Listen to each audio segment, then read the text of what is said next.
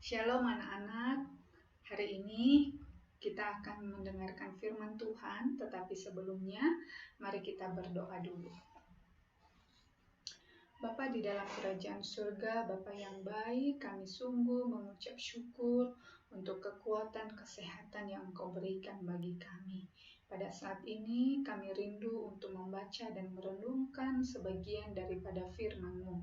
Kiranya Tuhan pimpin sertai kami, supaya firman Tuhan yang kami dengarkan saat ini, kami bisa mengerti, memahami, terlebih kami dimampukan untuk melakukan di sepanjang kehidupan kami. Terima kasih Tuhan Yesus, di dalam nama-Mu kami berdoa dan mengucap syukur. Amin. Anak-anak, bacaan firman Tuhan bagi kita hari ini terambil dari Injil Lukas pasal 8 ayat 40 sampai 56. Dengan perikop, Yesus membangkitkan anak Yairus dan menyembuhkan seorang perempuan yang sakit pendarahan. Anak-anak, perikop ini merupakan bagian dari rangkaian cerita dalam Injil Lukas mengenai mukjizat yang dilakukan oleh Yesus di daerah Galilea dan sekitarnya. Lukas 8 ayat 40-56 mengisahkan sekaligus dua mukjizat dari sekian banyak mukjizat yang dilakukan Yesus.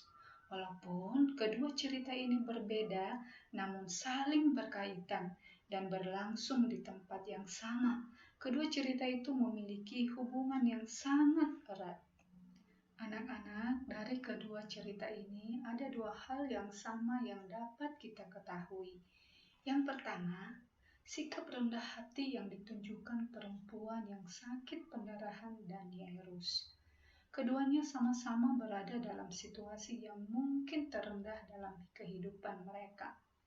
Yang satu merasa terkucilkan, yang satunya lagi merasa hampir kehilangan anak satu-satunya yang dikasihinya. Namun, kedua tokoh ini tidak enggan untuk merendahkan diri mereka di hadapan Yesus, terutama Yairus. Yairus dengan semua jabatan yang dia punya, tidak segan untuk merendahkan diri dengan sangat untuk meminta pertolongan Tuhan Yesus. Yairus sangat sadar memohon kepada Yesus untuk menyembuhkan putrinya. Kasihnya kepada putrinya membuat ia rela melakukan apa saja. Anak-anak, demikian juga Bapa di surga. Ia begitu mengasihi kita sebagai anak-anaknya, sehingga dia rela memberikan segalanya untuk menyelamatkan kita. Kedua, Yesus dalam karyanya memperhitungkan segala situasi. Ia tahu bahwa ia harus menolong putri Yairus, namun ia juga sempat menolong perempuan yang sakit. Ia tahu mana yang baik untuk dilakukannya. Ia tahu bagaimana membuat kita percaya dan tetap beriman kepadanya. Ia membisikkan kata lembut di hati kita. Jangan takut, percaya saja. Miss Karis mau bertanya, siapa di sini yang tidak pernah sakit? Angkat tangannya. Oh, semua pernah sakit. Miss Karis juga pernah mengalami sakit. Kalau anak-anak sakit, apa yang Bapak dan Mama lakukan? Bagaimana kalau sakitnya sudah Bapak dan Mama obati, tapi belum sembuh? Tentu, Bapak dan Mama akan membawa kalian ke dokter atau ke rumah sakit, supaya kalian bisa cepat sembuh. Anak-anak, kita mendengarkan cerita tentang seorang bapak yang bernama Yairus. Bapak Yairus ini mempunyai seorang anak perempuan yang sedang sakit, dan sakitnya sudah sangat parah. Orang tuanya sudah berusaha mengobati sakitnya, tetapi tidak bisa sembuh juga. Bapak Yairus pernah mendengar tentang Tuhan Yesus yang biasa menyembuhkan orang-orang. Karena itu, ia pergi untuk menemui Tuhan Yesus dan meminta untuk menyembuhkan anak perempuannya yang sedang sakit. Mendengar permintaannya, Tuhan Yesus memutuskan untuk pergi bersama Bapak Yairus ke rumahnya untuk melihat anaknya yang sakit itu. Ketika mereka sedang berjalan bersama menuju rumahnya, ada seorang saudara Bapak Yairus yang berlari-lari datang menemui mereka sambil berkata kepada Bapak Yairus, "Anakmu sudah mati. Tidak usah lagi menyusahkan Tuhan Yesus." Wah, kasihan ya anak perempuan itu. Kasihan juga Bapak Yairus. Sudah berusaha mencari Tuhan Yesus. Sudah bertemu Tuhan Yesus. Padahal tinggal sebentar lagi Tuhan Yesus akan menyembuhkan anaknya. Mendengar hal itu, Tuhan Yesus berkata kepada Yairus, "Jangan takut, percaya saja." Ketika tiba di rumah Bapak Yairus, banyak orang sudah berkumpul dan mereka semua menangis. Tetapi Tuhan Yesus berkata kepada mereka, "Mengapa kamu menangis? Anak ini tidak mati, tetapi tidur." Mendengarnya, orang-orang itu tertawa karena mereka tidak percaya bahwa Tuhan Yesus berkuasa menyembuhkan anak itu. Kemudian Tuhan Yesus dan beberapa murid bersama Bapak Yairus dan juga ibu dari anak itu masuk ke dalam kamar anak itu. Dan Tuhan Yesus memegang tangan anak itu dan berkata, "Talita kum," yang berarti, "Hai anak, aku berkata kepadamu, bangunlah." Wah, bangun tidak menurut anak-anak. Nah, anak-anak, ternyata anak itu langsung bangun dan semua orang menjadi heran. Anak yang telah mati itu hidup kembali. Bapak Yairus jadi sangat senang. Anak-anak, bagi Tuhan tidak ada yang tidak mungkin. Di saat anak perempuan itu mati dan Bapak Yairus merasa tidak ada yang bisa dilakukan lagi, Tuhan Yesus berkata, "Jangan takut, percaya saja." Demikian juga Tuhan Yesus berkata kepada kita semua, supaya kita jangan takut, percaya saja bahwa Tuhan Yesus akan ada menolong kita. Yang penting kita meminta kepada Tuhan Yesus. Anak-anak, mari kita menonton sebuah videonya ya.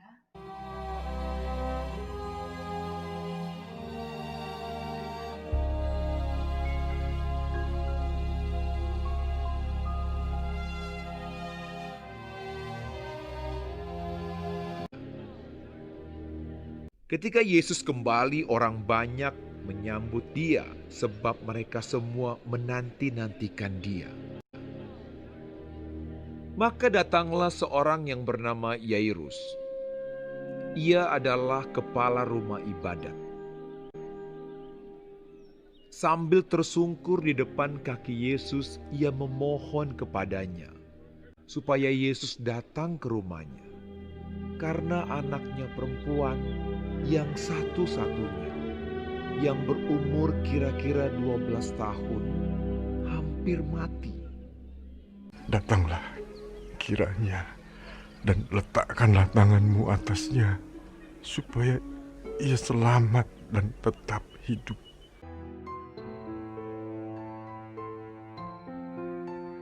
Dalam perjalanan ke situ, Yesus didesak-desak orang banyak. Datanglah seorang dari keluarga kepala rumah ibadat itu dan berkata, Anakmu sudah mati, jangan lagi engkau menyusah-nyusahkan guru.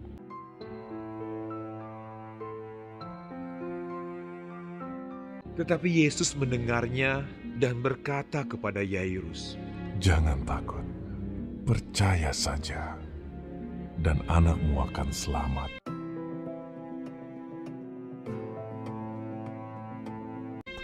Setibanya di rumah Yairus, semua orang menangis dan meratapi anak itu. Akan tetapi Yesus berkata, Jangan menangis. Ia tidak mati, tetapi tidur. Mereka menertawakan dia karena mereka tahu bahwa anak itu telah mati. Yesus tidak memperbolehkan seorang pun ikut masuk dengan dia, kecuali Petrus, Yohanes, dan Yakobus, dan ayah anak itu serta ibunya. Lalu Yesus memegang tangan anak itu dan berseru, katanya, Talita kum, hai anak, bangunlah. maka kembalilah roh anak itu, dan seketika itu juga ia bangkit berdiri. Lalu Yesus menyuruh mereka memberi anak itu makan. Dan takjublah orang tua anak itu. Tetapi Yesus melarang mereka memberitahukan kepada siapapun juga apa yang terjadi itu. Anak-anak, dari cerita yang sudah kamu dengar dan juga video yang kamu sudah tonton, Miss Karis mau bertanya, apa yang sama dari perempuan yang menderita pendarahan dan Bapak Yairus? Ya, sama-sama berusaha mendapat pertolongan dari Tuhan Yesus. Yang berbeda adalah ibu yang menderita pendarahan meminta untuk kesembuhan dirinya sendiri, sedangkan Bapak Yairus meminta untuk kesembuhan anak yang dikasihinya. Tuhan Yesus akan mendengarkan permintaan siapa saja, baik untuk diri sendiri maupun juga untuk orang lain.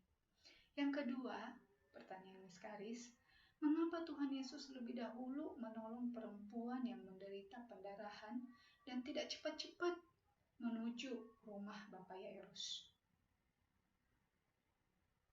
Tuhan Yesus tahu mana yang baik dan harus dia lakukan. Tuhan Yesus tahu apa yang akan terjadi ketika anak-anak meminta. Jangan ragu dan berpikir bahwa Tuhan Yesus tidak akan menjawab. Ingat, Tuhan Yesus berkata, jangan takut, percaya saja. Tuhan Yesus selalu akan memberikan yang terbaik bagi hidup kita. Yang ketiga, pertanyaan Miss Karis, mengapa Tuhan Yesus menolong perempuan yang menderita pendarahan dan anak Bapak Yairus? Apa jawabannya? Karena mereka mencari dan meminta pertolongan dari Tuhan Yesus. Mau memohon, mau meminta Tuhan Yesus untuk menjamah dan menyembuhkan anak mereka yang sakit. Anak-anak, Tuhan Yesus mau menolong setiap orang yang susah, asal mereka mau datang kepada Tuhan Yesus.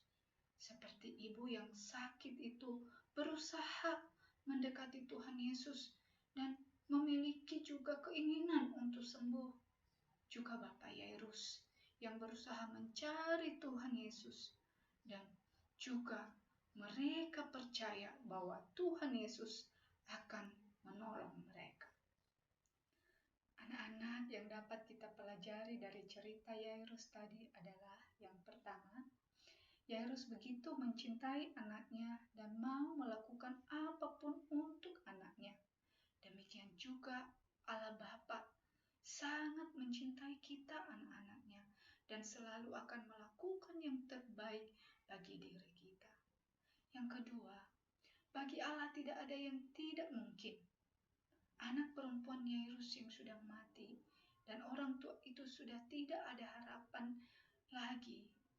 Yesus berkata, jangan takut, percaya saja, beriman saja bahwa Tuhan Yesus akan menyembuhkan anakmu. Anak-anak, apabila kamu menemui situasi yang tidak ada harapan lagi, ingat kata Yesus ini, percaya saja. Dengan iman yang teguh, memohon belas kasihan dan pertolongan Tuhan dalam segala situasi yang kita hadapi dalam kehidupan setiap hari. Anak-anak, yang ketiga, bulan Oktober adalah bulan keluarga. Untuk itu, mari kita mengingat betapa besar pengorbanan orang tua sebagai wakil Allah di dunia ini untuk kita. Orang tua mengorbankan segalanya untuk anak-anaknya. Untuk itu, sebagai anak-anak, kita harus saling mengasihi, menghormati orang tua kita, mengasihi keluarga kita, sama seperti Tuhan Yesus sudah terlebih dahulu mengasihi kita.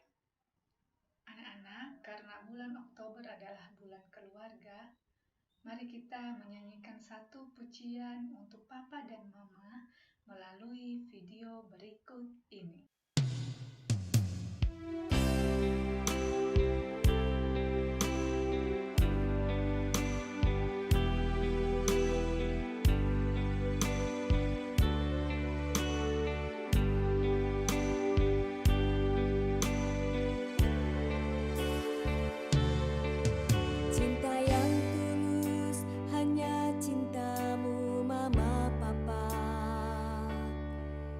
Segala yang terbaik kau berikan dalam hidupku.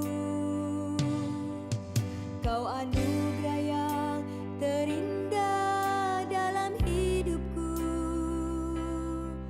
Seluruh hidupmu kau berikan untuk anakmu.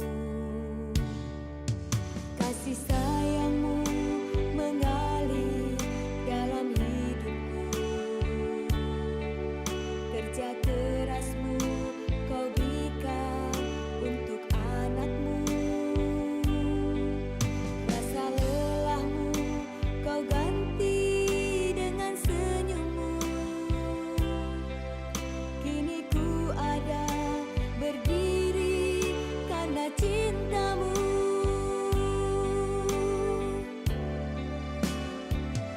Tuhan, terima kasih untuk Papa Mama. Tuhan, buatlah mereka selalu bahagia. Karena cintamu takkan pernah terganti. Karena kasihmu akan selalu abadi. Doa dan harapanku kau bahagia selalu. Papa dan Mama, terima kasih.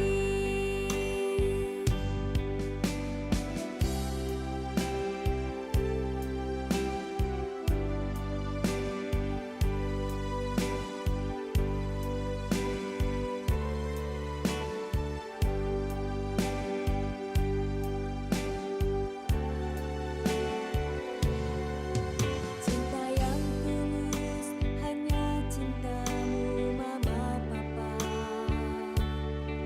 Segala yang terbaik kau berikan dalam hidupku. Kau anugerah yang terindah dalam hidupku. Seluruh hidupmu kau berikan untuk anakmu. Kasih sayangmu mengalir dalam hidupku. Kerja kerasmu kau berikan untuk anakmu. Rasa lelahmu kau ganti dengan senyummu. Kini ku ada berdiri karena cintamu.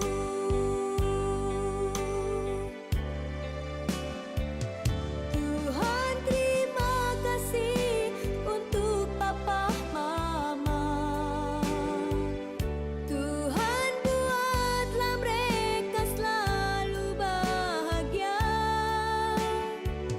Karena cintamu takkan pernah terganti.